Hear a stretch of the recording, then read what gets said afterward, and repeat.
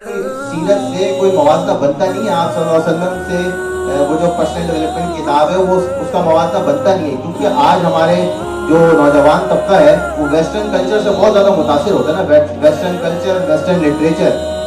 तो सबसे जो टॉप नॉच बुक है वो कौन सी है? स्टीवन कवी की। अगर हम उसको देख लें तो उसमें जो उसने अभी आदत 30-35 साल पहले बताएंगे ना, एक एक आदत को अगर आप देखेंगे तो आप सल्लल्लाहु अलैहि वसल्लम की जिंदगी से आपको सारी आदतें मिलेंगी।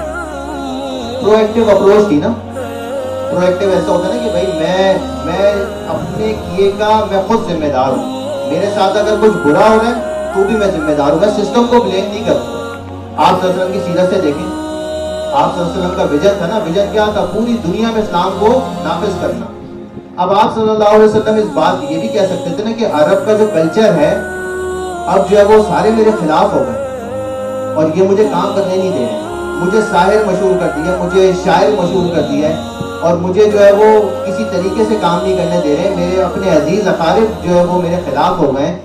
और आप वसल्लम की फाइनेंशियली जो आप वसल्लम की कंडीशन, उसको आप वसल्लम कोई ना कोई जो है वो बना सकते थे, लेकिन आप सल्लल्लाहु अलैहि वसल्लम ने किसी भी चीज़ को बहाना नहीं बनाया, बल्कि आप सल्लल्लाहु अलैहि वसल्लम ने प्रोएक्टिव अप्रोच पे चले। हमारे नबी करीम सल्लल्लाहु अलैहि वसल्लम सिस्टम को ब्लेम नहीं किया। जो कुछ था ताइफ में क्या कुछ हो गया, क्या आप सल्लल्लाहु अलैहि वसल्लम ने दावत छोड़ दी?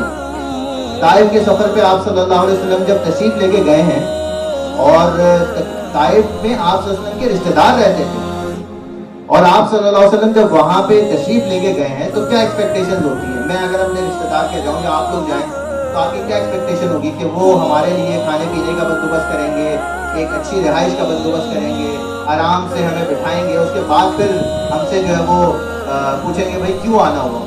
तो वहां पे आप सल्लल्लाहु अलैहि वसल्लम जब पहुंचे इतना मुश्किल सफर करके, जाहिर सी बात है कि उसमें सहरा भी आए होंगे, जंगल भी आए होंगे, इतना मुश्किल सफर करके जब आप सल्लल्लाहु अलैहि वसल्लम वहाँ पे पहुंचे हैं तो उन्होंने क्या किया कि आप यहाँ पे क्यों आए? आप सल्लल्लाहु अलैहि वसल्लम ने फरमाया कि दीन की दावत के लिए, ये दावत देने के लिए कि इस्लाम एक अल्लाह को मानने वाले बन जाओ, बाकी सब बुतों को छोड़ दो।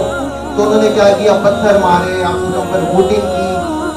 तो इसके बाद आप सल्लल्लाहु अलैहि वसल्लम ने क्या दीन की दावत छोड़ दी कि क्योंकि माहौल साजगार नहीं।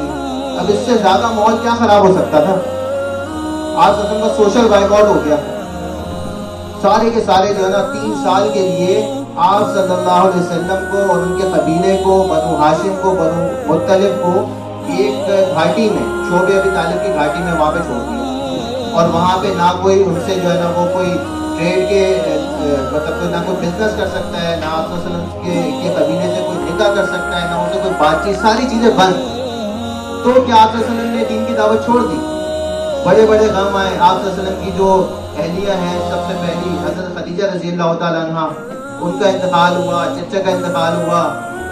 इतने बड़े बड़े गम आप सल्लल्लाहु अलैहि वसल्लम की ज़िंदगी का, जैसे कहते हैं ना कि उतार चढ़ाव, ऐसे उतार चढ़ाव है आप सल्लल्लाहु अलैहि वसल्लम की ज़िंदगी में कि हमें अगर कोई गम मिले ना, कभी हम कभी परेशान हो तो आप सल्लल्लाहु अलैहि वसल्लम की सीरत को देखें। अगर कैसे क्या होता है कि आप सल्लल्लाहु अलैहि वसल्लम के जो मक्का का जो 13 साल मक्की दौर है ना, इतना खतरनाक दौर है वो कि हर